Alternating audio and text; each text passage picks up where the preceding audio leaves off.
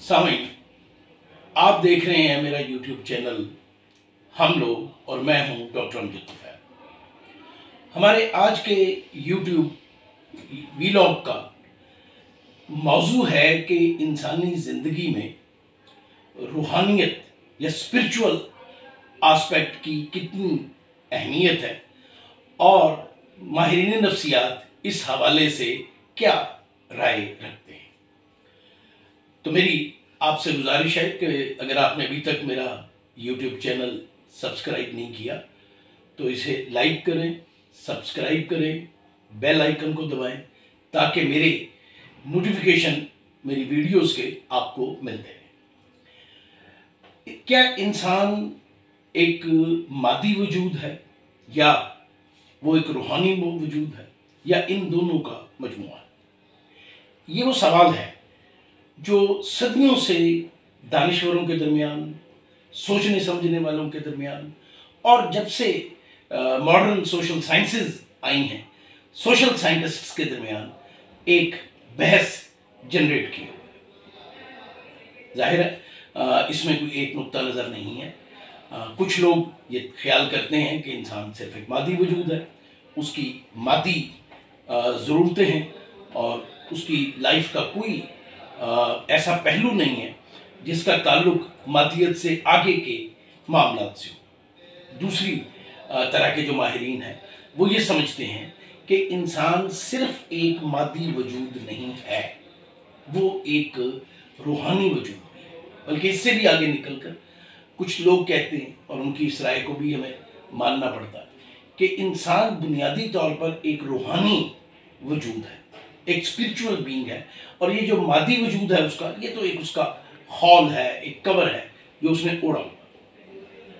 अब हम ये देखते हैं कि जदीद माहिरीन नफ्सियात इंसानी जिंदगी के रूहानी पहलू को किस तरह देखते हैं।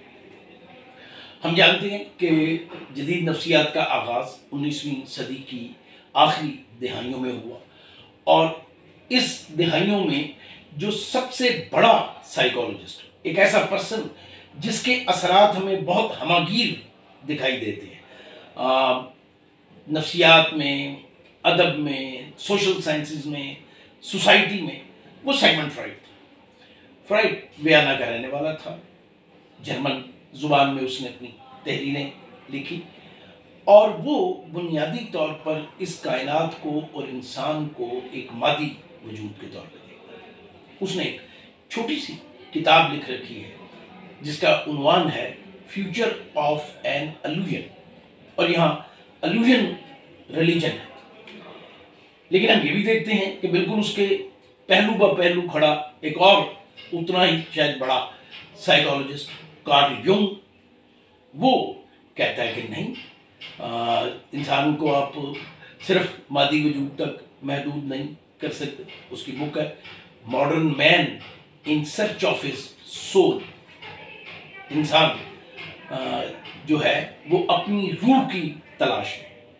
अब ये दोनों कंट्राडिक्टरी व्यू पॉइंट हैं जो साइकोलॉजी के अंदर मौजूद है। हम ये भी जानते हैं कि साइकोलॉजी के अंदर दो बड़ी आप कह लें धारें हैं।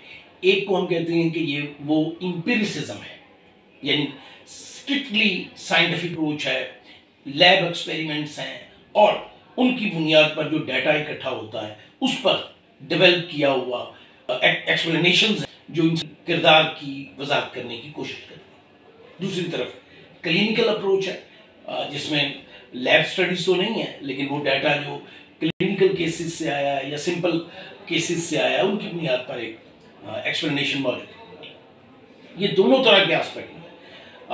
आप ये इसको कह लीजिए कि रफली कोई 100 साल तक इनकी बड़ी डोमिनेशन रही और ये इंसानी ज़िंदगी में रूहानियत के पहलू को अहमियत देने को तैयार नहीं थे। इससे ज़्यादा वही जो एक लिबरल पॉइंट ऑफ व्यू है कि भाई अगर रिलीजन है भी तो ये पर्सन की ज़ाती ज़िंदगी का मामला है, इसकी कोई इज्तिमाई ज़िंदगी में अहमियत नहीं है और इसकी कोई इंसान की ग्रूमिंग में, उसकी वेल बीइंग में, उसकी ब्रॉडअप में भी ये इम्पॉर्टेंट नहीं है। लेकिन हम ये देखते हैं कि ऐसा वक्त के साथ साथ चेंजेस आनी शुरू हुई। उसकी वजह ये हुई कि जो लोग ماہرین نفسیات کے پاس اپنے مسائل لے کر آتے تھے، جو لوگ مینٹل ڈس آرڈرز کے ساتھ آتے تھے، جب ان کو کلوزلی اسٹڈی کیا گیا تو یہ دیکھا گیا کہ ان میں سے اکثر کی زندگی میں ریلیجن بہت امپورٹنٹ رول پلے کر رہا ہے، اسپرچویلٹی بہت امپورٹنٹ رول پلے کر رہی ہے۔ اب یہ احساس تو مغرب میں 20ویں صدی میں بہت عروج پر تھا کہ انسانی زندگی ایک بنجر نیس کا شکار ہے، ویسٹ لینڈ بن چکی ہے یہ دنیا، جس میں اور انسان اس دنیا میں تلاش کر رہا ہے اس کھوئے ہوئے اپنے وجود کو جو مادیت میں، لبرلزم اور کے فلسفے میں اس سے چھن گیا۔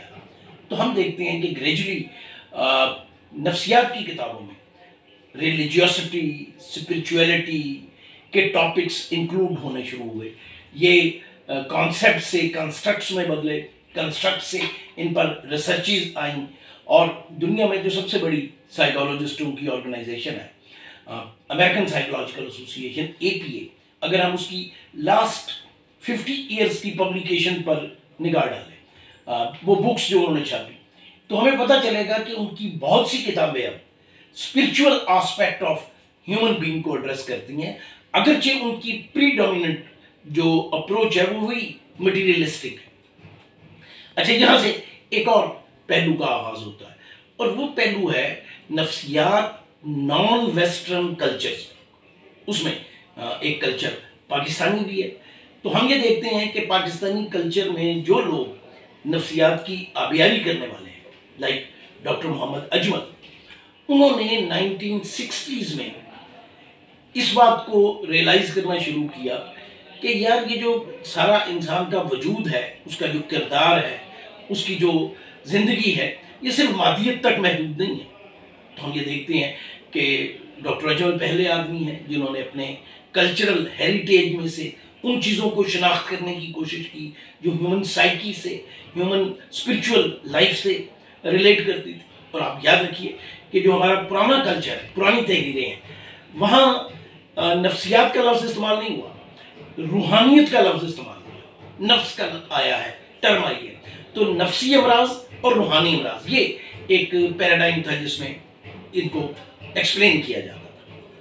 تو اب ہم یہ دیکھتے ہیں کہ وہاں سے جو سفر شروع ہوتا ہے تو گریجولی ڈاکٹر اجمل جو ہے وہ صوفیزم کی طرف آتے ہیں، ہمارے وہ صوفیہ جن کی بہت بڑی کنٹریبیوشن ہے ہماری روحانی اور ثقافتی زندگی میں۔ تو ہم یہ دیکھتے ہیں کہ وہ آ کر لوگوں کو بتاتے ہیں کہ بھئی کس طرح ایک اچھی زندگی گزاری جا سکتی ہے، زندگی میں معنی کیسے پیدا کیے جا سکتے ہیں۔ تو یہاں سے وہ سفر شروع ہوتا ہے جو نفسیات میں انسان کے ٹوٹل بینگ، کلی وجود کو بحث میں لاتا ہے۔ اچھا، پھر ہم یہ دیکھتے ہیں کہ یہاں خود مغرب کے اندر بڑی تبدیلی آتی ہے، جیسے ہم میڈیکل ماڈل کہتے ہیں، اور جو میڈیسنز میں اور سائیکالوجیز میں استعمال ہوتا رہا ہے، وہ ماڈل یہ تھا کہ بھئی بیماری کیا ہے؟ کچھ علامات کا ہونا، اور اگر آپ وہ علامات ختم کر دیں تو بیماری ٹھیک ہو جاتی ہے۔ اور اس کے لیے ایک اسکیم بنی کہ اگر یہ علامات ہیں تو یہ اس کی میڈیسن ہے، یہ دیں گے تو علامات ختم ہو جائیں گے۔ لیکن گریجولی ہم دیکھتے ہیں کہ جو میڈیسن سے وابستہ لوگ ہیں وہ ہالسٹک ماڈل کی طرف آئے۔ انہوں نے کہا کہ انسان صرف ایک بایولوجیکل بینگ نہیں ہے، یہ بایو سائیکو سوشل بینگ ہے۔ یعنی 3 آسپیکٹس کم سے کم انہوں نے مان لیے کہ بایولوجی کے علاوہ انسان کی ایک سائیکالوجی بھی ہے، اس کی ایک سوشیولوجی بھی ہے، اس کا ایک کلچر بھی ہے جس میں وہ گرو کرتا ہے۔ یہاں ہم کہتے ہیں کہ یہ ہالسٹک ماڈل یہ بھی نہیں ہے، کیونکہ یہ ایک بہت امپورٹنٹ آسپیکٹ کو نظر انداز کر رہا ہے، اور وہ آسپیکٹ ہے انسان کا اسپرچول بینگ ہونا، انسان کا ایک ایسا وجود ہونا جو اپنے اندر ایک ایسی ڈائمنشن رکھتا ہے جس کو نظر انداز کر کے اچھی زندگی نہیں گزاری جا سکتی۔ تو آج ہم کہتے ہیں کہ اگر آپ سائیکالوجی میں انسانی کردار کی کلی تفہیم کرنا چاہتے ہیں، انسان کو اس کی ٹوٹیلیٹی میں انڈرسٹینڈ کرنا چاہتے ہیں، تو آپ کو اسے دیکھنا پڑے گا as spiritual bio psycho social being کے، کہ ایک ایسا فرد جو اسپرچول ہے، جو خالق کائنات نے جس کو پیدا کیا ہے اور اس کی پیدائش کا ایک مقصد ہے، وہ اس زمین پر اگر بھیجا گیا ہے تو اس کے پیچھے ایک ڈیوائن پلان ہے، اور اس کے ساتھ جب آپ چلیں گے، انسان کے اسپرچول جو پارٹ آف لائف ہے اس کو امپورٹنس دیں گے، تو پھر آپ انسانی زندگی کو بہتر انداز میں سمجھنے میں کامیاب ہوں گے۔ اور یہ وہ میسج ہے جو ہم اپنی آج کی اس ویڈیو میں اپنے سننے والوں کو دینا چاہتے ہیں کہ never ignore your spiritual being. ہم اپنا اگلا ویلاگ یہیں سے شروع کریں۔